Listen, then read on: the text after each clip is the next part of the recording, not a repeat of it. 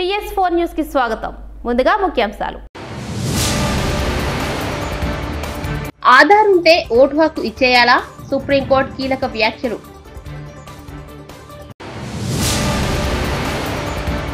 అమరావతిలో శ్రీవారి ఆలయ విస్తరణకు సీఎం చంద్రబాబు భూమి పూజ.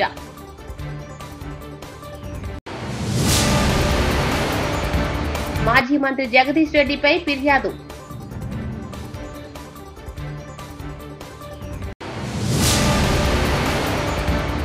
ఎల్లో మీడియా ఏడుపు, జగన్ కు దిష్టి చుక్క. ఎన్నికల సంఘం తెచ్చిన స్పెషల్ ఇంటెన్సివ్ రివిజన్ ఓటర్ల జాబితాలను సవాలు చేస్తూ దాఖలైన పిటిషన్లపై దేశ అత్యున్నత న్యాయస్థానం సుప్రీంకోర్టు కీలక వ్యాఖ్యలు చేసింది. ఆధార్ ఉన్న విదేశీయులను ఓటు వేయడానికి అనుమతించవచ్చా అంటూ సుప్రీంకోర్టు పిటిషన్లను ఎదురు ప్రశ్నించింది. ఆధార్ కార్డు దేశ పౌరసత్వానికి సంపూర్ణ రుజువు కాదని పేర్కొంది.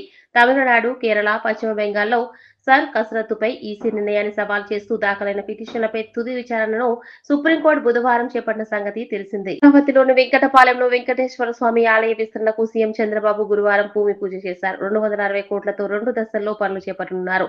ఆలయ ప్రాకారం, మహారాజ గోపురం, ఆంజనేయ స్వామి ఆలయాలు నిర్మించనున్నారు. మాడ వీధులు, అన్నదాన కాంప్లెక్స్ నిర్మాణాలకు సీఎం శంకుస్థాపన చేశారు. ఒక పవిత్రమైన దేవాలయం వెంకటేశ్వర స్వామి దేవాలయాన్ని మనం ఇక్కడ నిర్మాణం చేసుకోవాలని ఒక సంకల్పాన్ని చేశాం.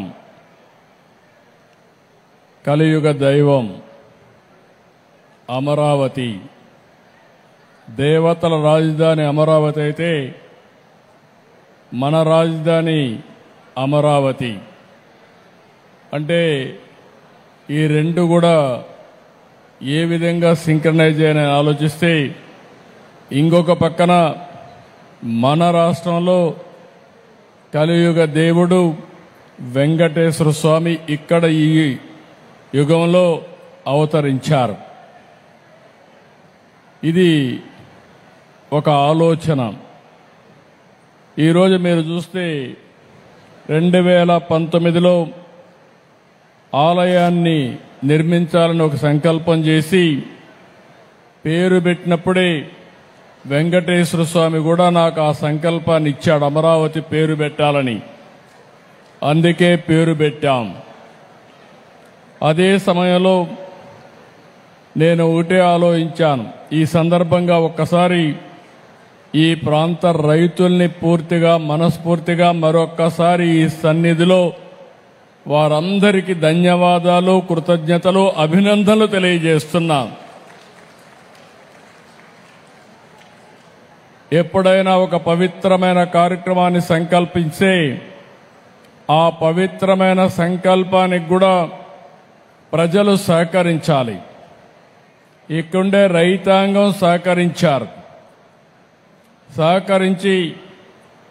29,000 మంది రైతులు 33,000 ఎకరాల భూమి స్వచ్ఛందంగా, మీరిప్పుడు డబ్బులు లేవు కాబట్టి ఒక కొత్త విధానం ల్యాండ్ పోలింగ్లో మేమిస్తామని చెప్పిన రైతాంగాన్ని మరొక్కసారి అభినందిస్తున్నా, ధన్యవాదాలు తెలియజేస్తున్నా. దానిపైనే ఆ సంకల్పం కూడా మీ అందరిలో వెంకటేశ్వర స్వామి కల్పించాడని నేను మనస్ఫూర్తిగా నమ్ముతున్నాను. 25 ఎకరాల భూమి, పవిత్రమైన ప్రదేశం, కృష్ణా నది ఒడ్డున వెంకటేశ్వర స్వామి దేవాలయం. ఇది ఒక్కసారి గుర్తు చేసుకుంటే అదే మనకు ఒక శక్తినిస్తుంది. అందుకే ఈ అమరావతిని కూడా ఒక్కసారి నేను గుర్తు చేస్తున్నాను. ఇది ఏమాత్రం మీకు ఎవ్వరు కూడా అనుమానం అవసరం లేదు. దేవతల రాజధాని అమరావతి ఏ విధంగా ఉంటుందో ఆ నమూనాగా మన అమరావతి ఉండాలని వెంకటేశ్వర స్వామి వారిని కోరుతున్నా. నాకు ఒక నమ్మకం ఉంది. 2003 నేను ఆ రోజు మీరు చూస్తే ప్రాణదానం తెలంగాణ ఉద్యమకారులకు ప్రజలకు మాజీ మంత్రి ఎమ్మెల్యే హరీష్ రావు ప్రతిపాదన దీక్షా దివస్ సందర్భంగా నవంబర్ 29వ తేదీన మీ ఉద్యమ జ్ఞాపకాల ఫోటోలతో ఉద్యమంలో నేను అని సోషల్ మీడియాలో పోస్ట్ చేయండి. మాజీ మంత్రి MLA Harish Rao media post చేయండి. ఎప్పుడు చేయండి? డిసెంబర్ 29 నాడు దీక్షా దివస్ నాడు పొద్దున్నే, నవంబర్ 29 పొద్దున్నే దీక్షా దివస్ రోజు నవంబర్ 29 పొద్దున్నే ఉద్యమంలో నేను అని మీ ఉద్యమ జ్ఞాపకాలను పోస్ట్ చేయండి. ఒక మంచి ఫోటో కానీ, ఉద్యమంలో మీ భాగస్వామ్యం ఉంటుంది కదా. ఓ రోజు రాస్తారోకో చేసి ఉంటారు, నిరాహార దీక్ష చేసి ఉంటారు, అరెస్ట్ అయ్యి ఉంటారు, పోలీసు వాళ్ళ చేత పోరాటం చేసి ఉంటారు. మనం ఎన్నో పోరాటాలు చేసినాం ఉద్యమంలో.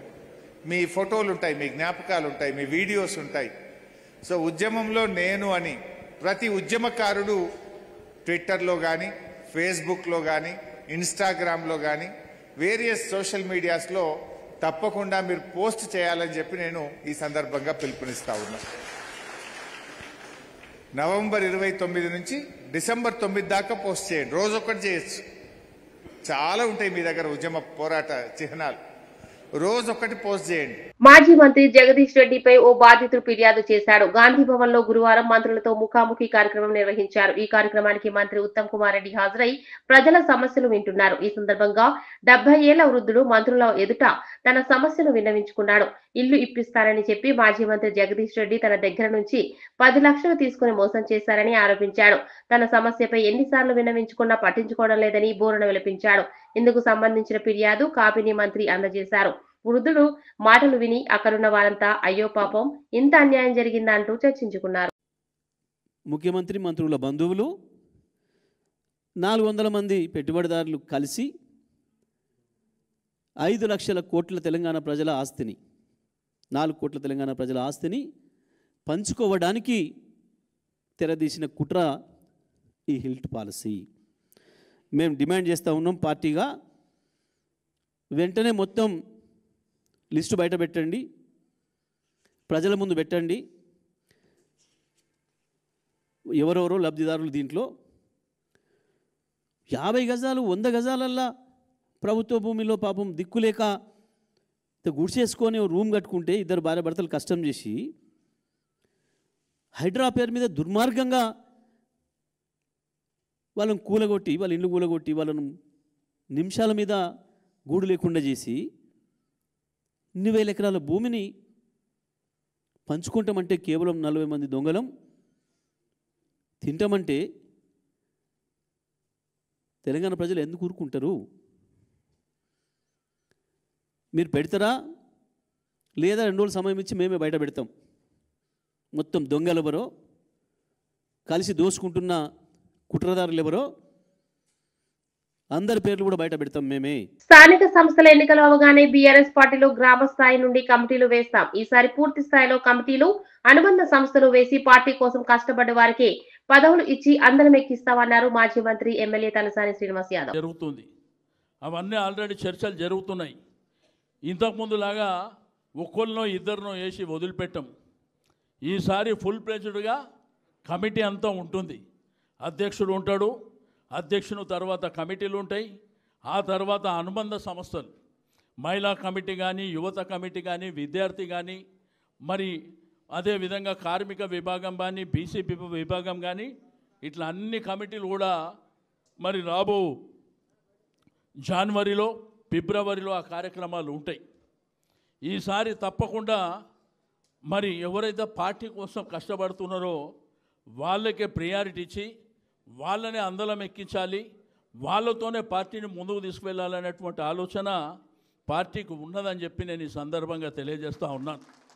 ఆంధ్రప్రదేశ్ మాజీ ముఖ్యమంత్రి వైఎస్ జగన్మోహన్ రెడ్డి పర్యటనకు వస్తున్న జనసందోహాన్ని చూసి తెలుగుదేశం, జనసేన, బీజేపీ కూటమి నేతల్లో రైలు పరిగెడుతున్నాయి. రాజకీయ ప్రత్యర్థులు కాబట్టి ఈ పార్టీలు నాయకులు జగన్ పై, ఆయన పర్యటనలపై విమర్శలు చేయడం సహజం. కానీ స్వతంత్ర మీడియా పేరు చెప్పుకునే ఎల్లో మీడియా కూడా గుక్కపెట్టి రోధిస్తున్న తీరు మాత్రం జనంలో నగుబాటుకు గురవుతోంది. ఈనాడు, ఆంధ్రజ్యోతి, టీవీ5 వంటి సంస్థలు బరితెగించి చేస్తున్న చిల్లర విమర్శలు కాస్త వారి దిగజారుడుతనానికి నిదర్శనంగా నిలుస్తున్నాయి. జగన్ కొద్ది రోజుల క్రితం ఒక వివాహానికి హాజరయ్యేందుకు అనంతపురం సమీపంలోని రాప్తాడుకు వెళ్లారు.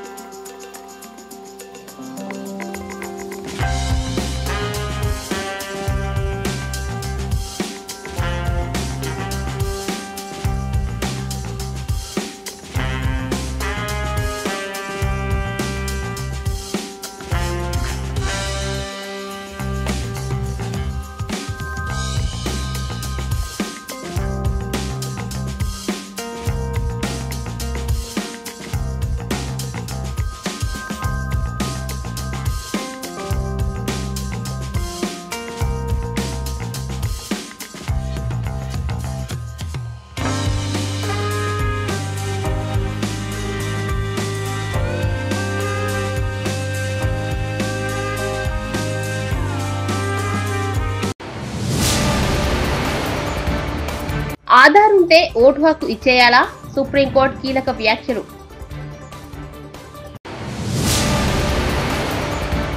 అమరావతిలో శ్రీవారి ఆలయ విస్తరణకు సీఎం చంద్రబాబు భూమి పూజ.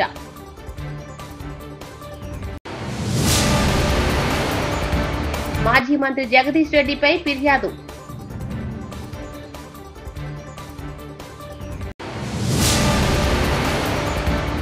ఎల్లో మీడియా ఏడుపు, జగన్కు దిష్టి చుక్క.